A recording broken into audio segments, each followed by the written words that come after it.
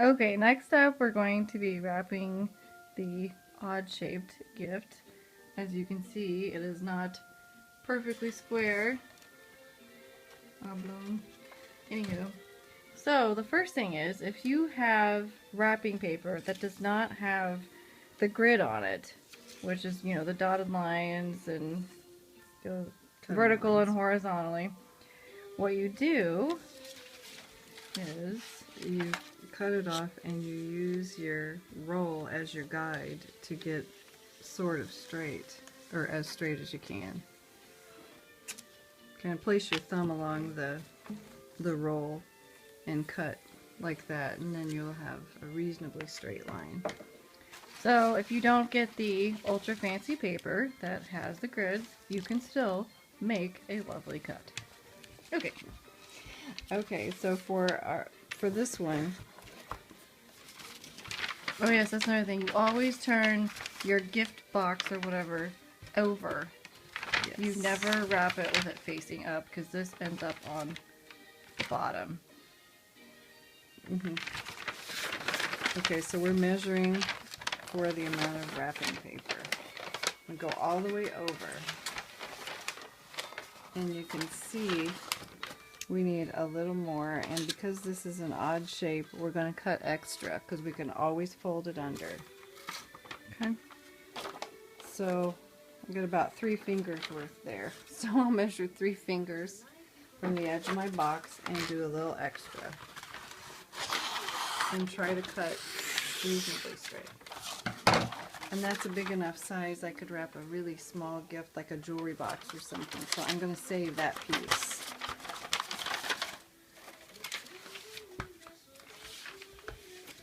And you can see we've got extra on the edges. So move it over and make sure it's about halfway, because when you bring this over, it will go halfway also and cover up your space. But this side has a lot of extra. So that's a problem. How do you solve that problem? Well, you don't want so much that it's going to be folding over. You're going to end up with a big lump. So kind of crease it about where that top of that edge is. And there's our crease. So you fold it over. And this is my crease. It comes down to here. You can double check again. When you go halfway up, yes, it's good on that end. And over here,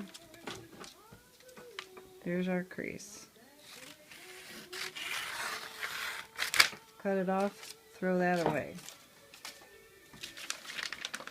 Now, open her up. And we're going to have a little, it's not going to be as straight because of that odd size. The main thing, always tape. Tape, tape, tape. And this wrapping paper has a funny edge on it that kind of ruins the look. So again, fold.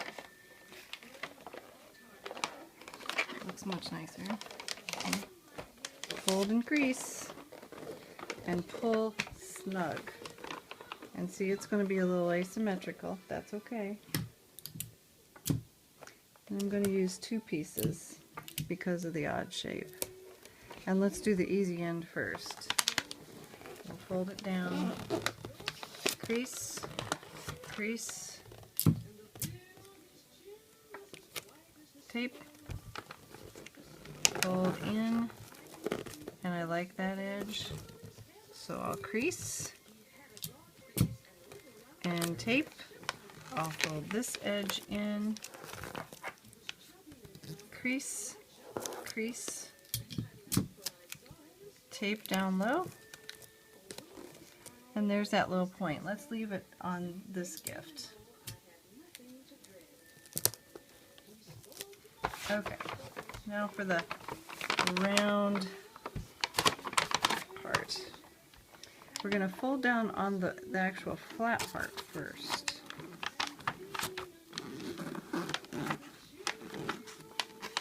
Crease and crease. And this is where it gets tricky.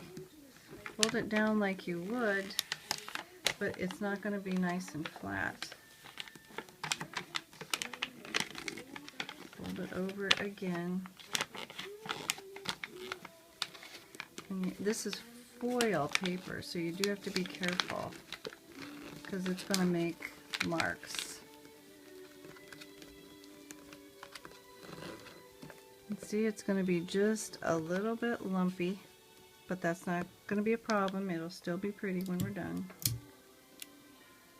Tape. And see, for the most part, it's all nice, square. Remember, this was, or is, a mug in a box. Yeah, and I mean, they come in other sizes too, but okay. Go on all the edges, make it nice and straight. And obviously you can't go along the edges on the front because that's all round, but you can on the back and on your bottom. And see how nice and square that is? Okay, now to cover this up, you can take a bow, take lots of ribbon, use more than what you think, and we're going to do this.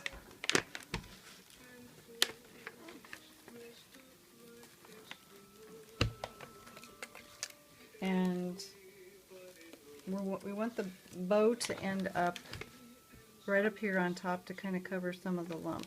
So on the very bottom, twist, and bring your sides up to the top.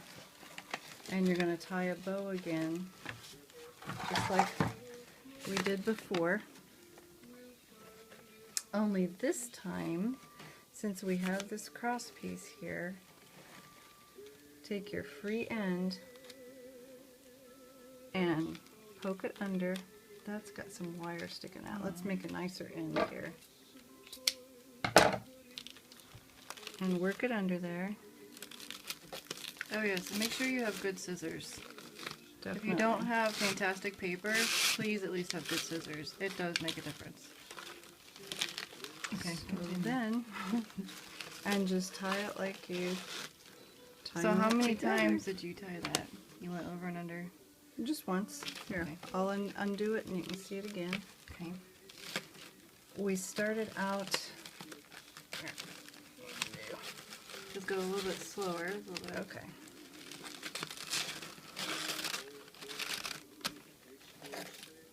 We started out here, went under, turned it, came up the sides. Here's our sides. And this is my free edge. This side is attached still to the roll of ribbon. Put it underneath the one that's already there. That's your free edge. Yep.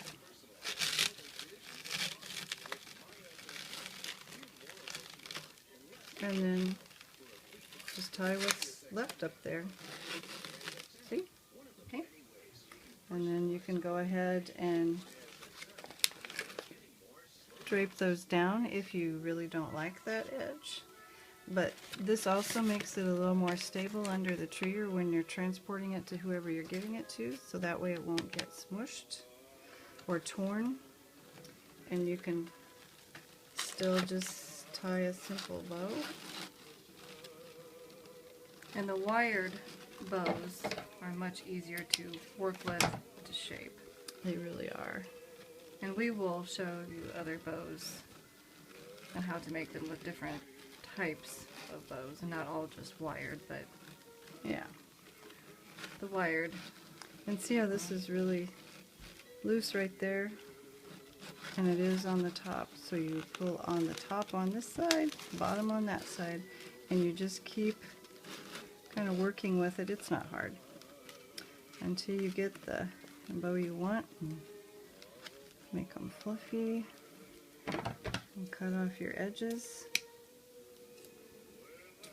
Straight across or at a diagonal, whatever you like. And then with the wire, you can push that ribbon around anywhere. And ta-da! Yep. She looks lovely. Doesn't she? There you go.